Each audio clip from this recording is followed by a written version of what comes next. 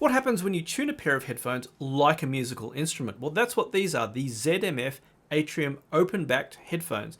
And at $2,500, they are certainly up there in terms of price, but the technology and work that has gone into these is quite amazing. And the result, well, let me tell you a funny story.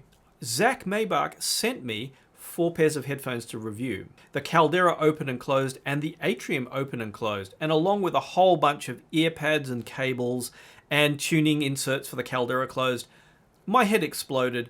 And so after a while of being overwhelmed, I sat down and thought, I'm going to work my way through these headphones and figure out some way of explaining what they're like to listen with.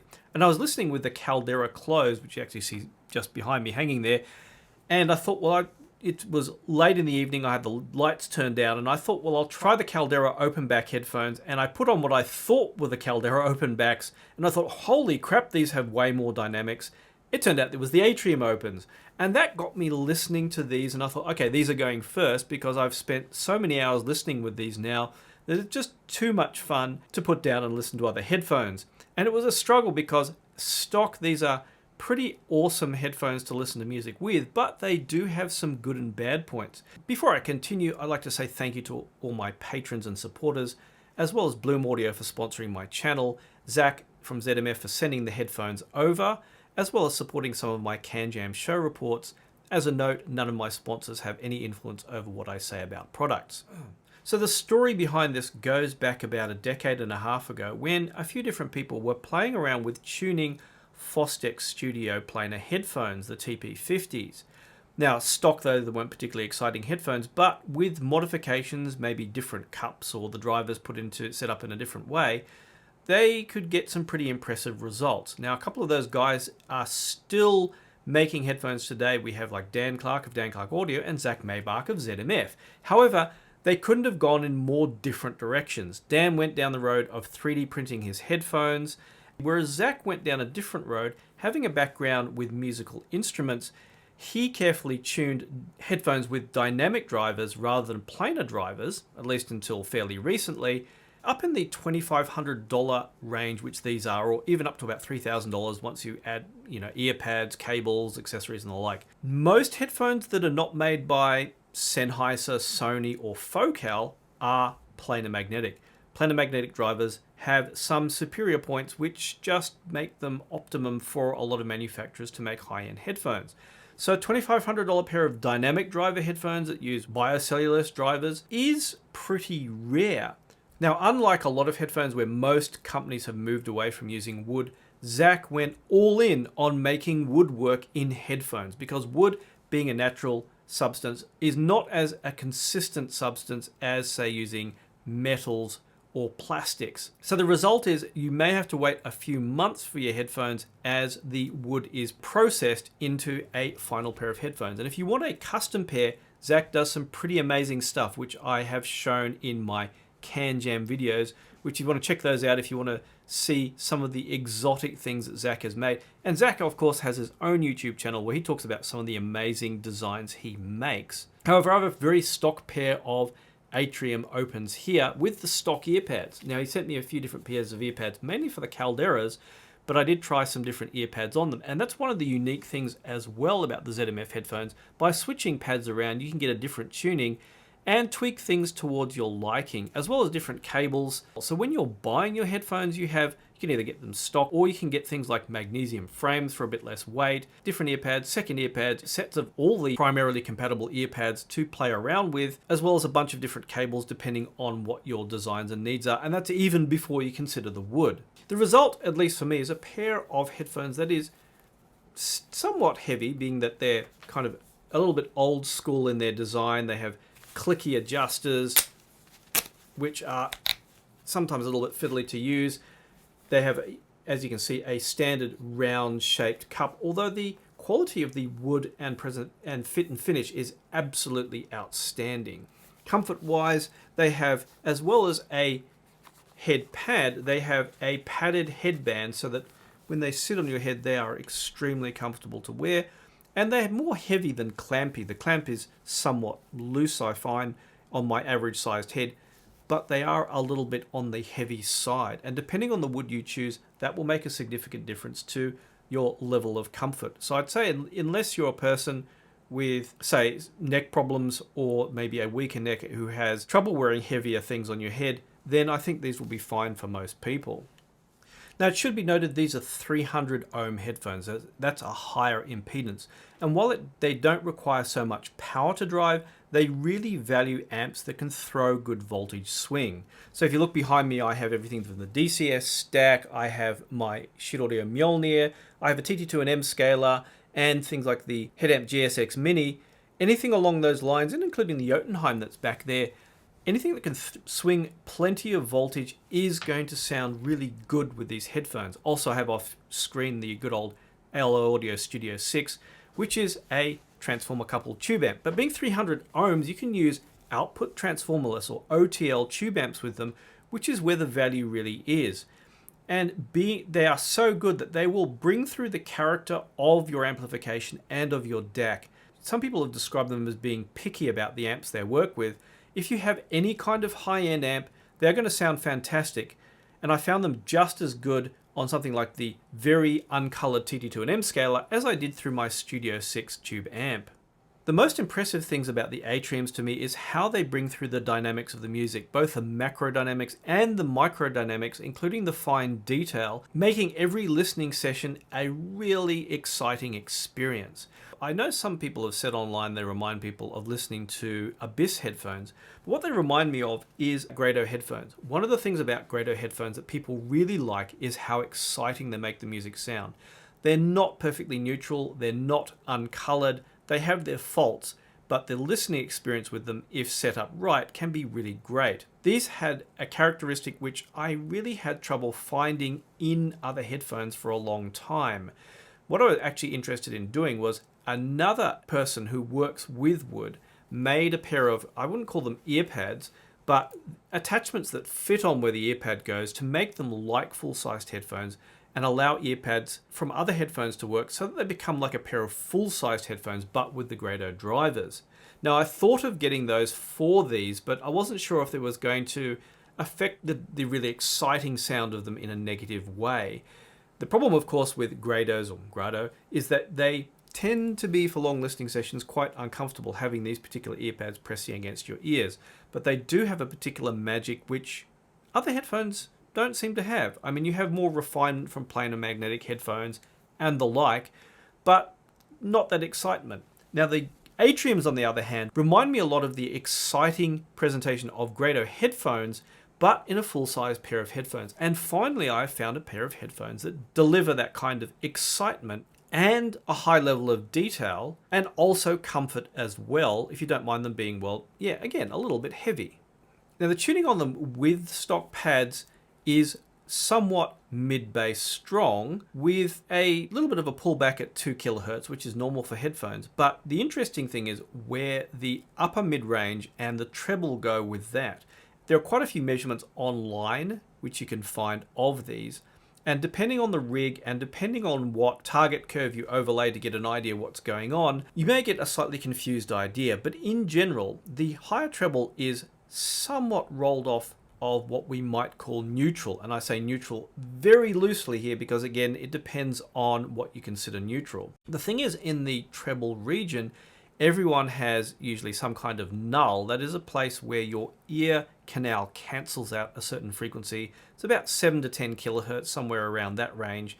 Some people may have the opposite where they have a peak, but in general, some people may find, for example, I use the example of the Hi-Fi Man Aria Organics.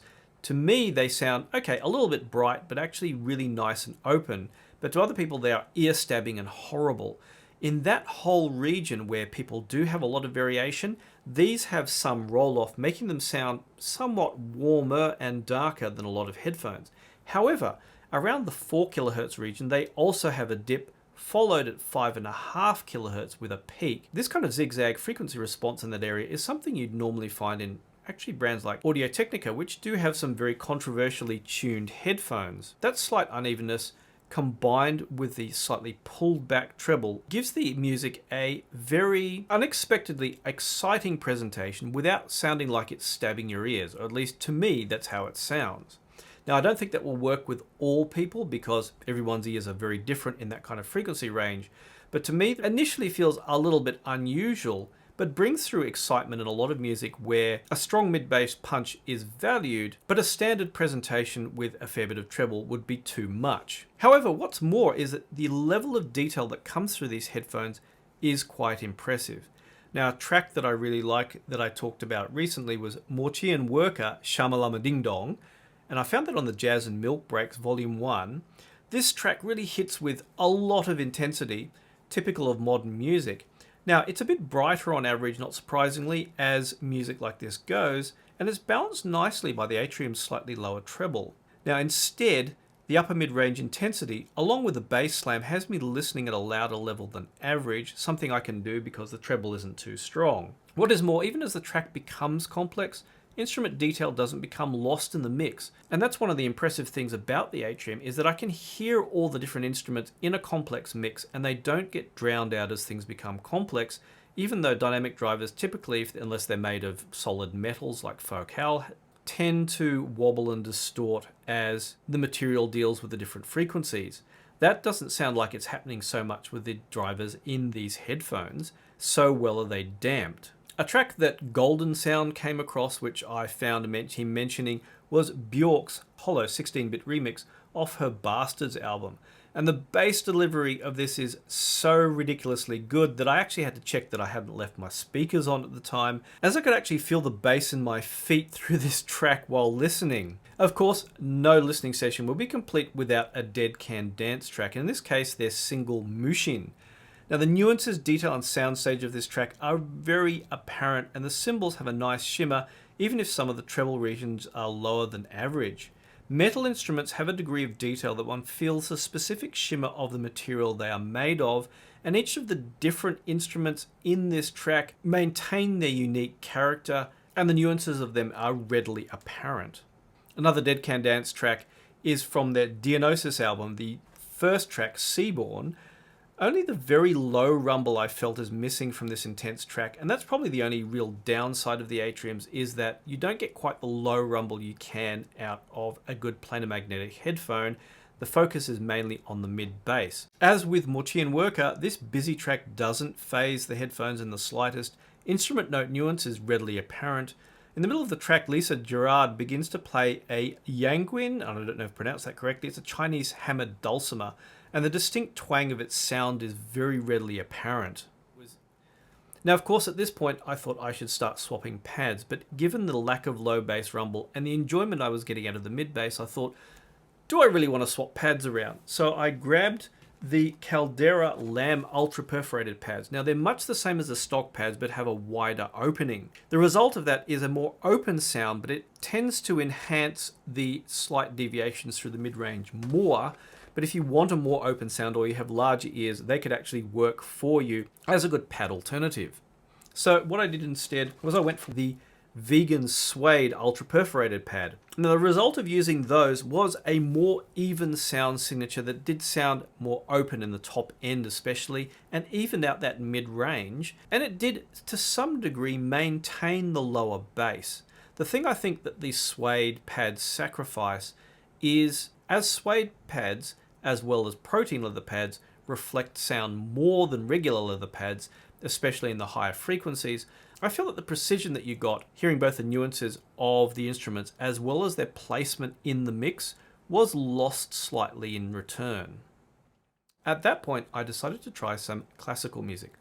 Now, while Shostakovich is not to my taste, I did pick this track up off someone on one of the threads on HeadFi to listen to experimentally. Now, listening with that in the Suede pads, I felt that I could still make out somewhat clearly where each instrument was coming from, but it was more clear with the leather pads on there, as well as the subtle nuances of each of the instruments, whereas the Suede pads tended to make things sound slightly vague.